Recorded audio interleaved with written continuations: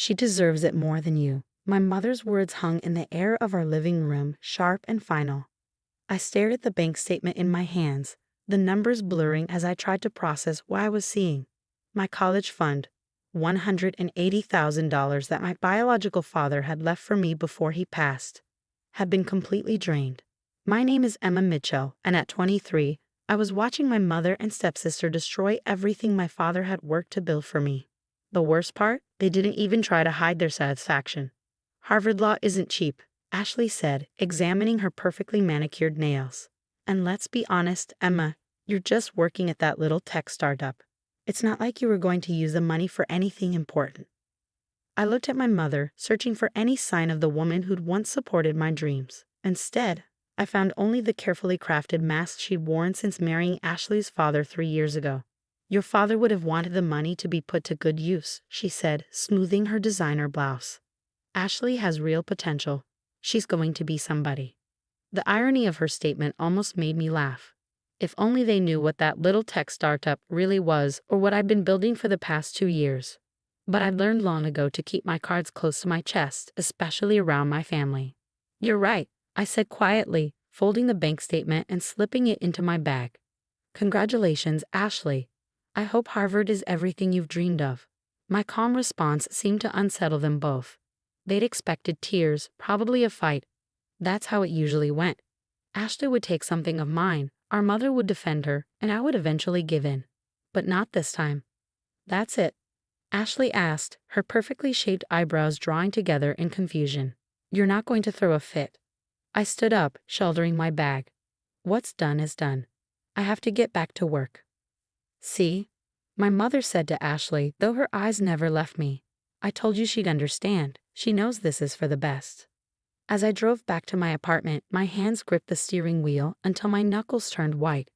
The memory of how I discovered their betrayal played on repeat in my mind.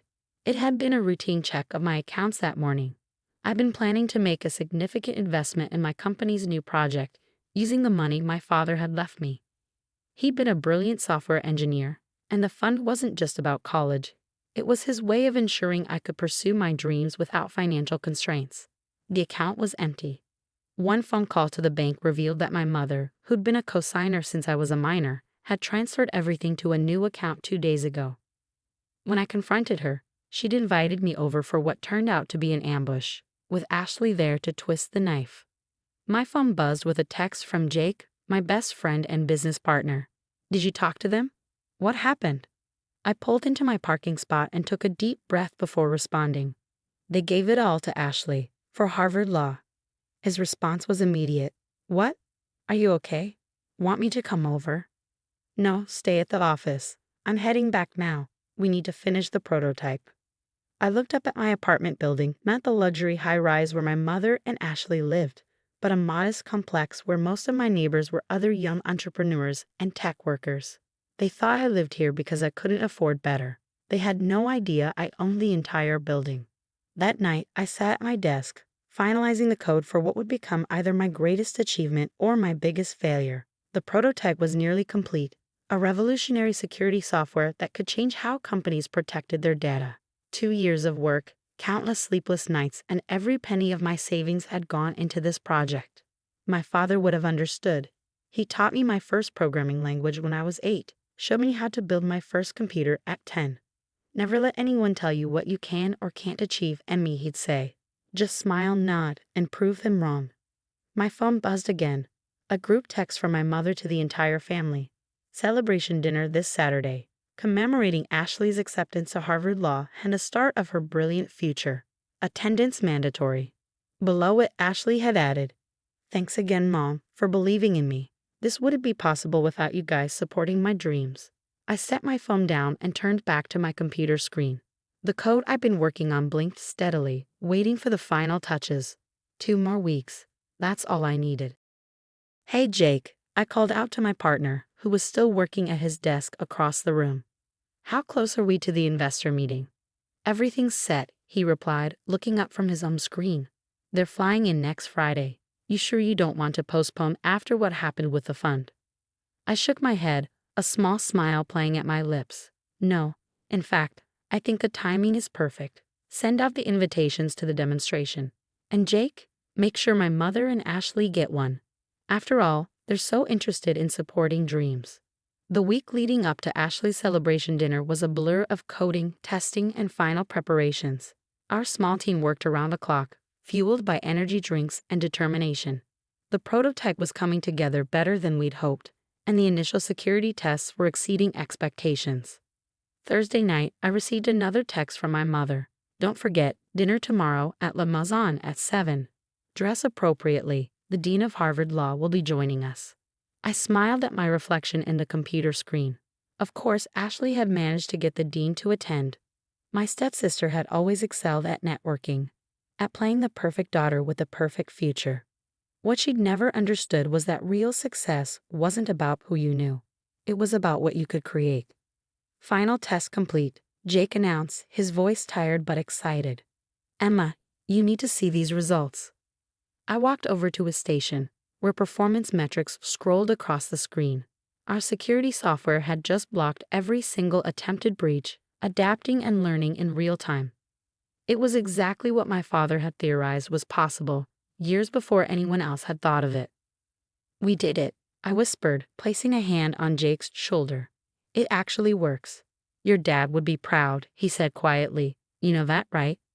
I nodded, thinking of the leather-bound notebook I kept in my desk drawer, my father's last project, filled with his ideas and theories, the same theories I'd used as the foundation for our software. Friday evening arrived too quickly. I chose my outfit carefully, a simple black dress that looked modest but cost more than Ashley's monthly shopping allowance, another detail my family didn't know about my success. La Maison was packed when I arrived, but I spotted our party easily. Ashley held court at the center of the table, wearing a designer dress that I'm sure she charged to my mother's credit card. The dean sat beside her, looking appropriately impressed as she detailed her plans to revolutionize corporate law. Emma, you're late, my mother hissed as I took my seat.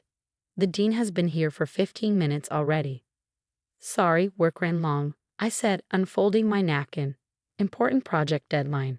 Ashley laughed, the sound practiced and perfect. Still at that startup. You know, there's an entry-level position at Dad's firm if you want a real job. My stepfather, Richard, nodded encouragingly. It's time to think about your future, Emma. You can't play around with computers forever. I took a sip of water, letting their condescension wash over me. Actually, I've been meaning to tell you all about my work. We're having a demonstration next week. I'd love for you to come. Oh, honey, my mother said, patting my hand. We're also busy with Ashley's Harvard preparations. Maybe another time. It's a pretty important demonstration, I pressed. We're meeting with some major investors. I think you find it interesting. The dean perked up at this. What kind of technology are you working with? Before I could answer, Ashley cut in. It's just some little app thing. Nothing like the cases I'll be working on at Harvard. Did Mom tell you I got the highest LSAT score in the state?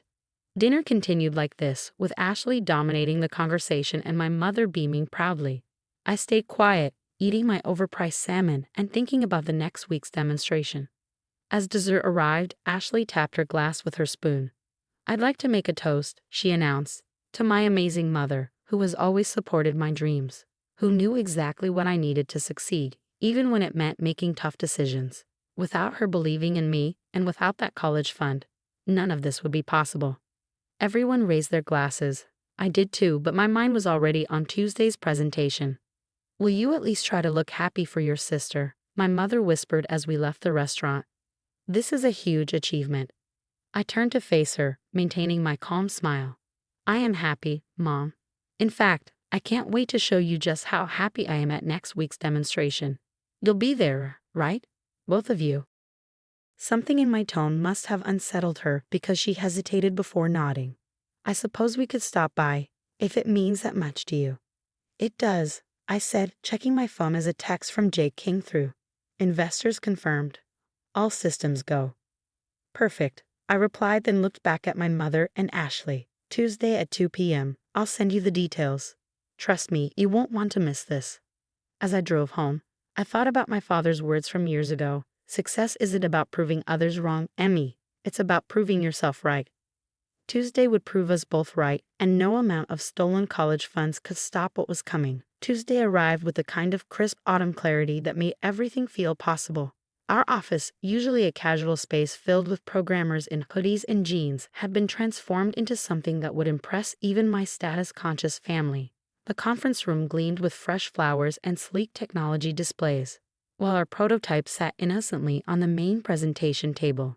The guest list was impressive. Representatives from major tech companies, venture capitalists, and several prominent cybersecurity firms. But the two names I cared most about were my mother and Ashley, scheduled to arrive at 1:45 p.m. "They're here," Jake announced, peeking through the blinds. "Your mom's wearing what looks like half of Gucci's fall collection, and Ashley's got that future lawyer power suit on." I smoothed down my own outfit, a custom-tailored suit that cost more than Ashley's entire Harvard wardrobe. Perfect timing. Let's give them the welcome they deserve. When they walked in, their expressions were exactly what I'd expected, polite disinterest masked by social obligation. But I noticed their eyes widening as they took in the prestigious crowd, the elegant setup, and the obvious signs that this was more than just some little app thing. "Emma," my mother said, her voice carrying a note of uncertainty. "This is quite something. When you said demonstration, we thought that it would be in someone's garage." I finished for her, enjoying the flush that crept up her neck. "Please take your seats. We're about to begin." Ashley grabbed my arm as I turned away. "What's going on? Why are there Fortune 500 executives here?" I gently removed her hand. "You'll see. After all, you're both so interested in supporting dreams, aren't you?" The presentation began exactly at 2 p.m. Jake handled the introduction, outlining the growing crisis in cybersecurity and the billions lost annually to data breaches. Then it was my turn. "Ladies and gentlemen," I began, standing before the crowd. 2 years ago, my father, David Mitchell, passed away. He was a brilliant software engineer who left behind two things: a college fund for his daughter's future and a notebook full of revolutionary ideas about adaptive security protocols. I paused, watching my mother's face pale as understanding began to dawn. That college fund was recently redistributed without my knowledge or consent. But what the people who took it didn't know was that I'd already invested it in something far more valuable than a law degree. The prototype hummed to life behind me, screens displaying real-time defense against simulated cyber attacks. What you're watching is the world's first truly adaptive security system, built on my father's theoretical framework and developed over the past 2 years by our team. We call it the Mitchell Protocol. The next 30 minutes were a blur of technical demonstrations, impressed murmurs, and furious note-taking from the investors. Through it all, I kept catching glimpses of my mother and Ashley, their faces growing increasingly ashen as they realized what they'd done. As I concluded the presentation, I saved the best for last. We're pleased to announce that initial bids for the Mitchell Protocol start at $300 million, with several major tech companies already expressing interest. The room erupted in applause. Investors immediately began clustering around Jake and me, cards being pressed into our hands, voices competing to be heard. But I kept my attention on my family. My mother stood frozen, her designer purse clutched tight against her chest. Ashley's perfect composure had cracked, her mouth hanging slightly open as she calculated exactly how much she lost by taking my college fund. When the crowd finally thinned, they approached me. My mother spoke first, her voice trembling. "Emma, sweetheart, we had no idea. If we'd known. If you'd known it was worth millions, you wouldn't have stolen it." I finished for her. "That's exactly the point, Mom. You never bothered to know anything about my work, my dreams, or what Dad was trying to build for my future." "We can fix this," Ashley cut in, her lawyer-to-be mind already spinning. "The money, we can give it back. We'll figure something out with Harvard." I laughed, the sound drawing attention from nearby investors. "Give it back? Oh, Ashley, you don't understand. I don't need that money anymore. What I needed was to show you both exactly what you threw away. Not just the funds, but the chance to be part of something revolutionary." "But we're family," my mother pleaded. "Family?" I raised an eyebrow. "Family doesn't steal from each other. Family doesn't dismiss dreams as playing around with computers. And family certainly doesn't decide that one child deserves success more than another." I turned to greet another group of investors, then paused to deliver one final message. "Enjoy Harvard, Ashley. I hope that law degree was worth it. Oh, and Mom, Dad would be so disappointed in what you did with his legacy.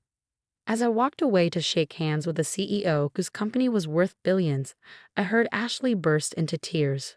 But I felt no satisfaction in their pain, only relief that I finally broken free from their narrow vision of success.